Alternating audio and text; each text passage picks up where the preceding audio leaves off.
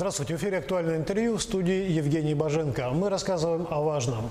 Якутская бегунья Сардана Трофимова в минувший понедельник стала абсолютной чемпионкой Волгоградского марафона, вернув себе титул чемпионки России, который она впервые завоевала в 2015 году.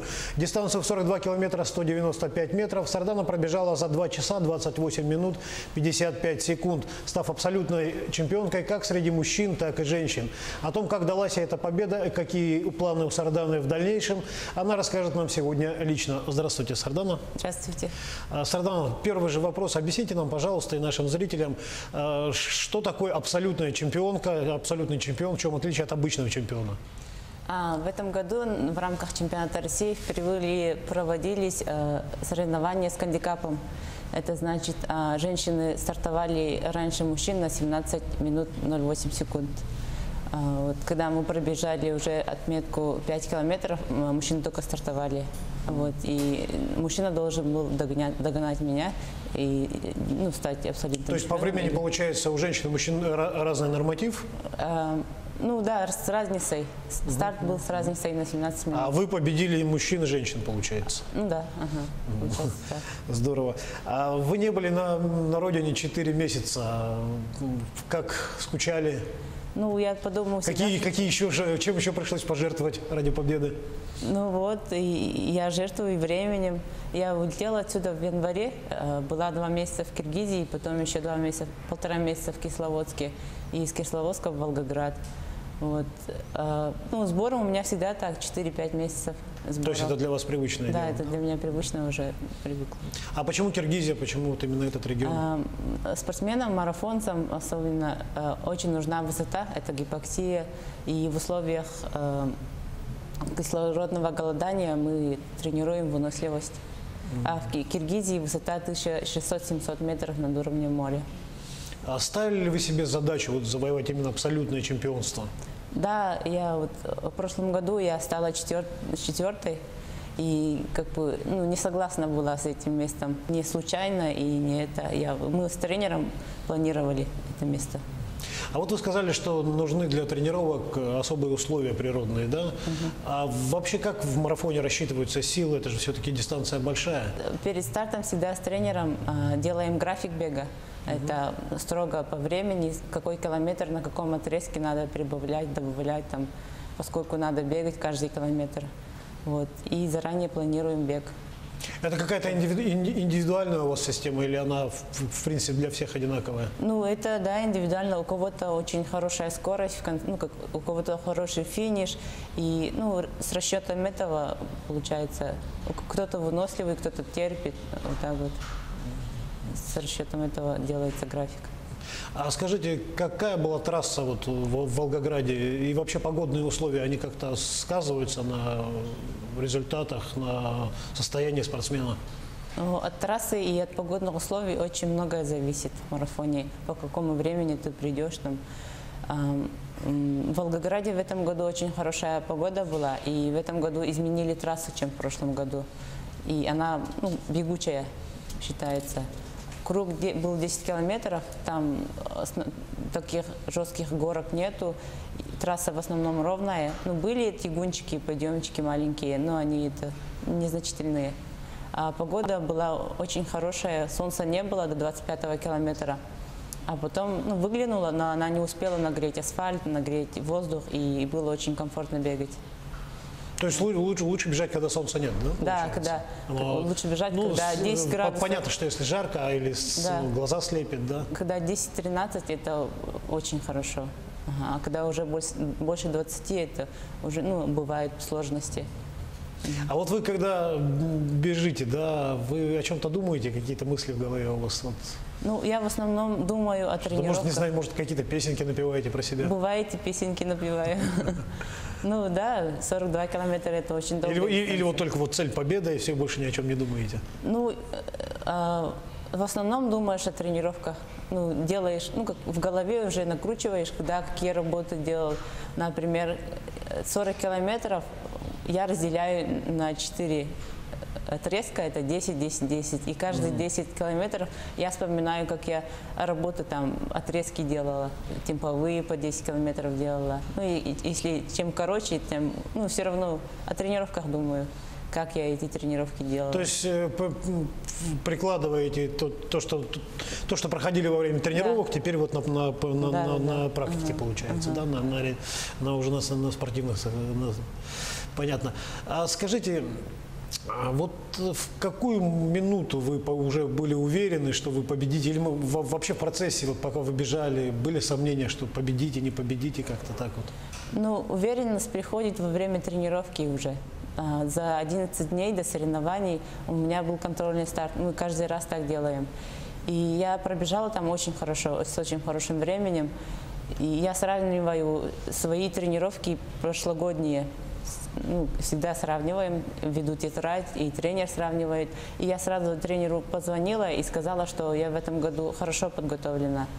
Ну, мы же все равно смотрим времени, ну, каждый год, поскольку времени прибегают первые места, каким местом можно выиграть Россию.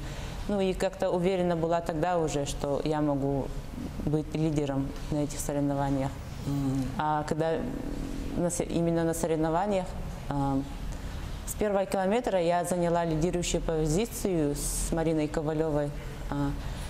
Вот, и побежали, все девчонки почему-то стали за мной.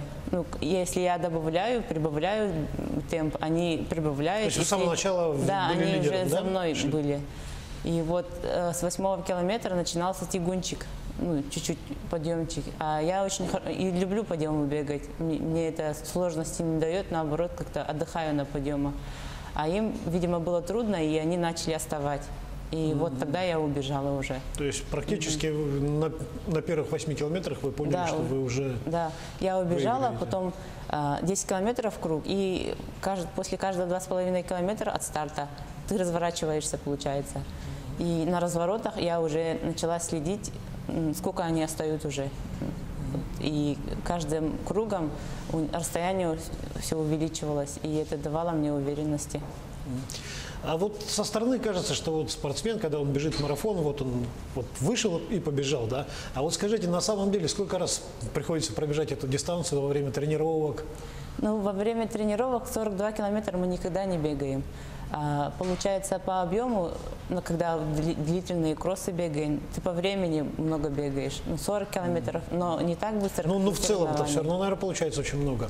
Ну да, в месяц у меня получается 700 километров объема. 700 километров в месяц. Так, а вот вы упомянули одну из ваших соперниц. А вообще, кто были ваши соперницы? В этом году состав очень сильный был, потому что на международных стартах Россию еще не допустили.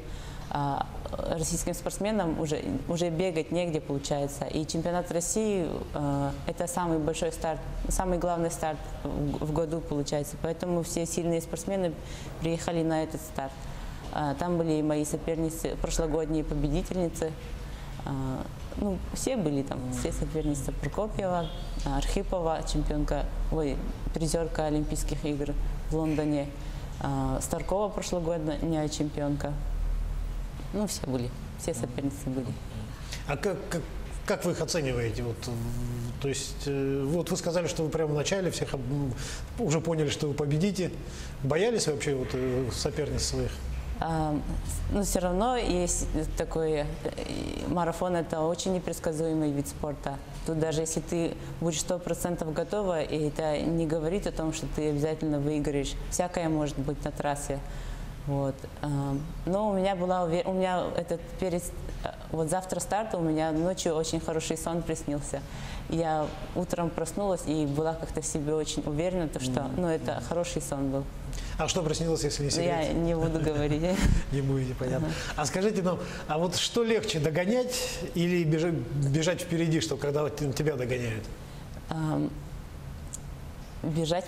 Я всегда же одна тренируюсь на сборах. Ну, бывает, мне дают пейсмейкера, но в основном в этом году, например, у меня не было пейсмейкера, и я одна тренировалась. И как-то мне удобно одной бегать.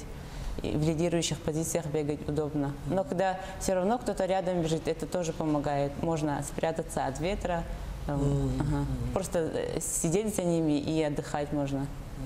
Ну и так интересно. А вот вы про сон сказали, да, то есть, в общем, как-то, то есть, не может быть не то, чтобы верите в приметы какие-то, но обращайте на такие вещи внимание. А есть у вас какие-то обереги, талисманы, какие-то особые ритуалы перед соревнованиями, что-то вот Да. нужно что-то сделать? Да, у меня есть свои ритуалы. Ну, я всегда, когда на сборах приезжаю в новую землю, по якутским традициям кормлю землю, там, озеро кормлю, прошу у природы силы, там. Ну, это как все якуты, наверное. Вот. А свои традиции и свои обряды я все равно делаю. Я очень суеверная. И это, да, делаю, но не буду говорить, что делаю, потому что она перестанет работать. А в семье у вас кто-то занимался спортом? Ну, мама у меня физкультурный, ну, как, она не физкультурный заканчивала, просто она ЗОЖ ведет, здоровый образ жизни, и она с детства нас приучила к спорту. Вот. Я за мамой всегда. Мама бегала, я тоже с ней бегала. Вот. А как вы считаете, вот что важнее, личные тренировки самостоятельные, да, человека, или вот какая-то генетическая предрасположенность, там, то, что от родителей передается? Ну, это когда речь идет о высоких результатах, это зависит от самого человека, насколько он готов пожертвовать, можно сказать, и насколько он генетически, ну, какой сильный человек и какой тренер. От тренера очень многое зависит, я могу сказать, даже там больше 50% это зависит от тренера, 70%. Очень важную роль играет в победах тренер. А какие советы вам тренер дает? Ну, советы, все. Я вообще все спрашиваю у нее, даже по личной жизни она мне советы дает, как тренер дает, как подруга дает. Даже я иногда, бывает, не могу выбрать платье, я звоню, и она мне выбирает. Она мне как сестра старшая. Вот так вот. Как родственница мы уже. Давно, мы уже 5 лет, больше 5 лет тренируемся вместе. Я у нее тренирую. И это, да, вот так. Хорошо, понятно. Ну, давайте последний вопрос традиционный. Какие ваши дальнейшие планы? Титул вы вернули. Теперь что хотите сделать? Ну, мы написали заявку на международные старты. Вот ждем, когда придет ответ. Если ответ будет положительный, тогда мы будем искать старты за границей. А если придет отрицательный ответ, тогда будем искать старты в России. Ну, чемпионкой мира вы хотите стать? Очень хочу. Ну, будем надеяться, что это случится. Спасибо вам большое. Спасибо. А я напомню, что это было актуальное интервью. У нас в гостях была Сардана Трофимова, абсолютная чемпионка России. Оставайтесь с нами на Якутия 24.